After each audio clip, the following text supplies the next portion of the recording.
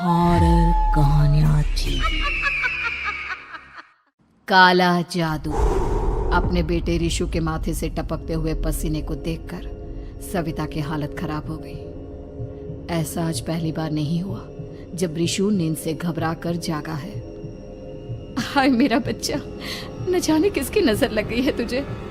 जब से मेरे बच्चे ने 10वीं के एग्जाम में स्कूल टॉप किया है तब से रोज बुरे बुरे सपने आने लगे हैं। हाँ माँ, मैंने आज फिर से एक काले साए को देखा। वो यहीं मेरी आंखों के सामने खड़ा था। माँ मुझे बचा लो माँ। वो मुझसे कह रहा था कि मुझसे बदला लेगा। माँ कहीं ये प्रशांत। चुप कर, कैसी बात कर रहा है? दोबारा उसका नाम मत लेना। तुझे पता है ना, उस प्रशांत ने आत्महत्या कर ली, तो बार बार उसका नाम मत लिया कर। मम्मी, क्या सच में प्रशांत ने आत्महत्या की थी? चुप कर, बहुत सवाल पूछता है आजकल। और फिर रात के वक्त सविता के पूरे घर में एक अजीब सा काला धुआं छाने लगा। गहरी नींद में सोई सविता की जैसे ही आंख खुली उसका दम घुटने लगा। वो दौड़कर रिशु के रूम की तरफ गई जहां उसके दरवाजे पर घूमती एक काली परछाई देख वो बुरी तरह से घबरा गई। कौन है वहाँ? कौन है? सामने आओ। ये मैं हूँ, तुम्हारी काली करतूत। और अब मैं तुम्हारे बेटे को ले जाने आया हूँ। नहीं, मेरे बच्चे को छोड़ दो प्लीज। मेरे रिशु को कुछ मत करना। वो परछाई रिशु के कमरे में घुस जाती है।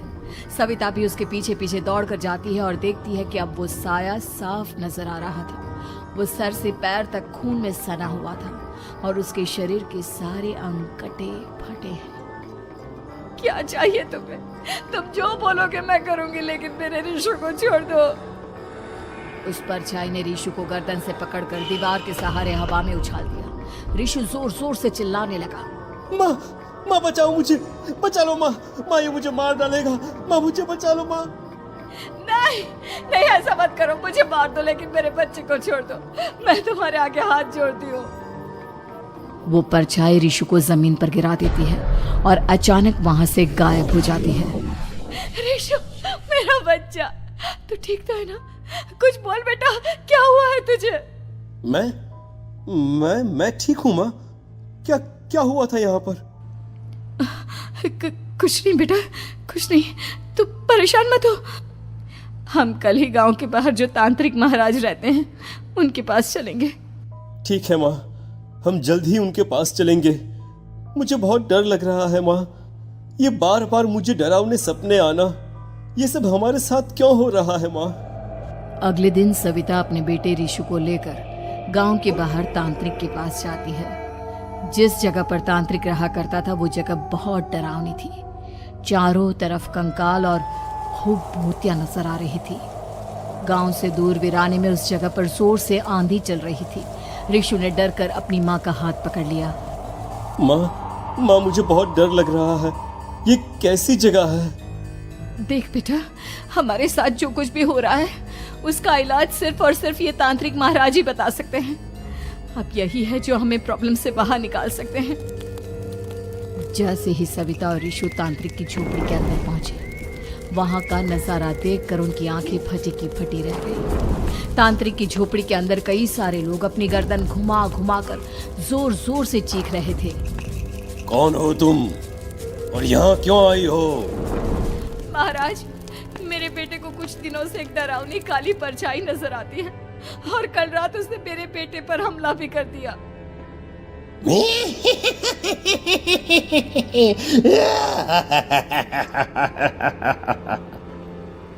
मम्मी हमें यहाँ से चलना चाहिए। ये जगह मुझे ठीक नहीं लगती। नहीं बेटा, ऐसा नहीं कहते। रुक जाओ, 2 मिनट के लिए रुक जाओ। क्या कहा? काली परछाई? तुम्हारे बेटे पर किसी काली परछाई ने हमला किया? हाँ महाराज, वो कह रही थी कि वो मेरे बेटे को कुछ कर देगी, कोई उपाय बताइए महाराज। मेरे बेटे के साथ कुछ गलत नहीं होना चाहिए। तुमने किसी दूसरे के साथ गलत किया है तो तुम्हारे साथ भी गलत होकर ही रहेगा। तुमने किसी की जान ली है, किसी को मार डाला है तुमने। नहीं महाराज, मैंने ऐसा कुछ नहीं किया। मैंने किसी की जान नहीं ली। मुझे कोई उपाय बताइए। लगता है तुम इतनी आसानी से नहीं मानोगी।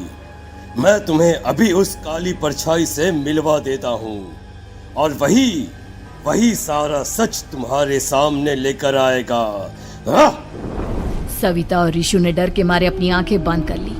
तभी अचानक तांत्रिक की झोपड़ी में अजीबोगरीब आवाजें गूंजने लगी। सविता और ऋषु बुरी तरह से कांप रहे थे। आंखें खोलो और अपने सामने देखो। क्या यही है वो जिससे तुम कल रात को मिली थी? बताओ मुझे। हाँ, इसने कल रात मेरे बेटे के ऊपर हमला किया था। ये उसी लड़के की भटकती हुई आत्मा है जिसे कुछ दिन पहले तुमने मार डाला था। मम्मी ये महाराज क्या कह रहे हैं?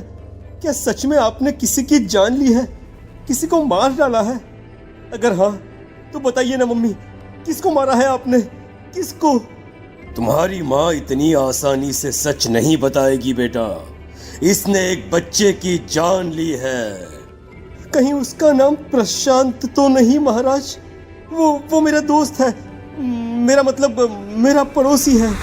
सही पहचाना। देखा सविता, तुम्हारा खुद का बेटा भी जानता है कि तुमने किसी के प्राणों की बलि चढ़ा दी और इसीलिए अब उसकी बुरी आत्मा तुम्हारे घर में भटकती है। मुझे माफ कर दीजिए महाराज, मुझसे बहुत बड़ी गलती हो गई। प्रशांत हमारे पड़ोसी का बेटा था। हर बार उसके नंबर मेरे बेटे से ज्यादा आते थे और इसलिए मैंने उसके कमरे के बाहर काला जादू किया था, पर मुझे नहीं पता था कि वो मर जाएगा। तुम्हारे उसी काले जादू वाली गुड़िया के अंदर एक बुरी आत्मा थी जिसने उस बच्चे के दिमाग पर बुरा असर कर दिया और उसी की वजह से उस लड़के ने अपनी बालकनी से कूदकर आत्महत्या कर ली। इसकी वजह सिर्फ और सिर्फ तुम हो, तुम। नहीं महाराज, जो कुछ भी हुआ मुझे नहीं पता था कि प्रशांत अपनी जान दे देगा। प्रशांत की आत्मा इस वक्त तुम्हारे सामने खड़ी है, हमसे बात करना चाहती है। बोलो क्या कहना चाहते हो? मैं जीना चाहता था, बड़ा होकर कुछ बनना चाहता था। आपके बेटे से मुझे कोई परेशानी नहीं थी। अरे वो तो मेरा अच्छा दोस्त था। मुझे माफ कर दो बेटा, मुझसे बहुत बड़ी गलती हो गई, मुझे माफ कर दो। माफ करने से मुझे वापस जिंदगी नहीं मिल जाएगी। मेरे माँ बाप आज भी मेरे लिए रोते हैं। आपने मेरे साथ बहुत गलत किया है, बहुत गलत। और तभी अचानक प्रशांत की आत्मा वहां से गायब हो जाती है। सविता जोर जोर से रोने लगती है। सुन लिया तुमने? ये तुम्हारे अपने ही किए हुए पाप हैं जो इस तरह से तुम्हारे सामने आ रहे हैं। माँ, ये आपने अच्छा नहीं किया। सिर्फ 10th बोर्ड के एग्जाम में मैं टॉप कर पाऊं इसलिए आपने मेरे दोस्त के ऊपर काला जादू कर दिया। नहीं मम्मी नहीं, अब हम कभी खुश नहीं रह पाएंगे, कभी नहीं। मेरे दोस्त की आत्मा को कभी शांति नहीं मिलेगी मम्मी, कभी नहीं। लेकिन मैंने जो कुछ भी किया सिर्फ तुम्हारे लिए किया। वो लड़का हमेशा फर्स्ट पोजीशन पर आ जाता था और इस वजह से हमेशा तुम्हारे मार्क्स कम पड़ते थे। मैंने तो सिर्फ उस पर एक छोटा सा काला जादू किया था बेटा। मुझे क्या पता था कि उसका ये नतीजा निकलेगा। जिस गुड़िया को तुमने उस लड़के के कमरे के दरवाजे पर लगाया था, दरअसल उसके अंदर एक बुरी आत्मा का प्रवेश हो गया था, जैसा कि अक्सर काला जादू करते समय हो जाता है। मुझे अपनी गलती का एहसास हो गया है। मैं प्रायश्चित करना चाहती हूँ। आप बताइए मैं क्या करूँ? प्रशांत के घर जाकर उस काली गुड़िया को वहां से निकालकर यहाँ लेकर आओ। मैं उसे आग में जलाकर राख कर दूंगा और उसके बाद प्रशांत की आत्मा को हमेशा के लिए मुक्ति मिल जाएगी।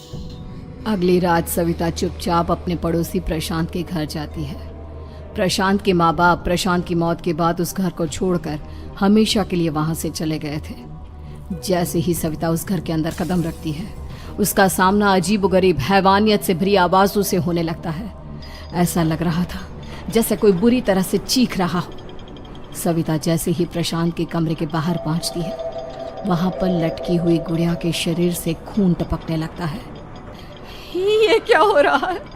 इस गुड़िया के शरीर से खून क्यों टपक रहा है? सविता हिम्मत करते हुए उस गुड़िया को वहां से उतारने की कोशिश करती है, लेकिन तभी अचानक से बहुत भयानक दिखने वाली औरत उसकी आंखों के सामने आकर खड़ी हो जाती है। मैं यहाँ से कहीं नहीं जाऊंगी, और अगर तूने मुझे यहाँ से हटाने की कोशिश की तो मार डालूंगी मैं तुझे।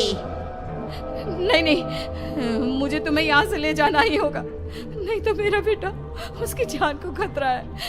मैं तुम्हें नहीं छोड़ सकती। अगर तुम्हारे अंदर हिम्मत है तो मुझे इस घर से बाहर ले जाकर दिखाओ। और ऐसा कहकर वो औरत सविता के ऊपर हमला कर देती है और उसे हवा में उछाल उछाल कर जमीन पर पटकती है। लेकिन तभी अचानक मौका देखकर सविता अपने हाथ में ली हुई सुई उसके हाथ में चुभो देती है। हाथ में सुई लगते ही वो औरत जमीन पर तड़पने लगती है। ये क्या किया तूने? ये क्या कर दिया? तुझे ऐसा नहीं करना चाहिए था। तांत्रिक ने मुझे कहा था कि तुझसे जीतने का सिर्फ यही एक तरीका है जिससे मैं अपने पापों का प्रायश्चित कर सकती हूँ और अपने बेटे की जान बचा सकती हूँ। और उसके बाद वो डरावनी दिखने वाली औरत एक छोटी सी जादुई गुड़िया में तब्दील हो गई और सविता ने उसे ले जाकर तांत्रिक को दे दिया। तांत्रिक ने जादुई गुड़िया को आग के हवाले कर दिया।